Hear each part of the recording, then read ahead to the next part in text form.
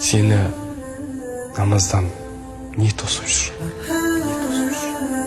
Намаз зейнетке шыққан адамның амалы ғана емес. Не? Ниетім түзу, иманым жүректе болу керек дейсің бе?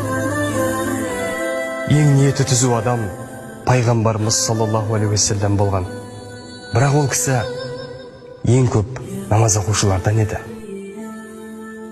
Намаз балиғат жасына толған кез келген есті адамға парыз. Намаз адамды адам етіп қалыптастыратын ұлы тәрбие құралы.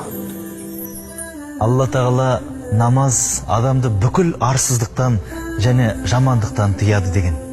Намаз ол нұр. Қияметте дәрет алып намаз оқыған адамдардың жүздері мен аяқ қолдары нұр шашып тұрады. Пайғамбарымыз саллаллаху алейхи уассалам, егер таң намазы мен құптан намазының сауабын білген болсаңдар, мешітке еңбектеп болса да келер едіңдер деген. Хазірет Абу Бәкір намазсыз адам теңізге қайықсыз тасталғанмен бірдей деген.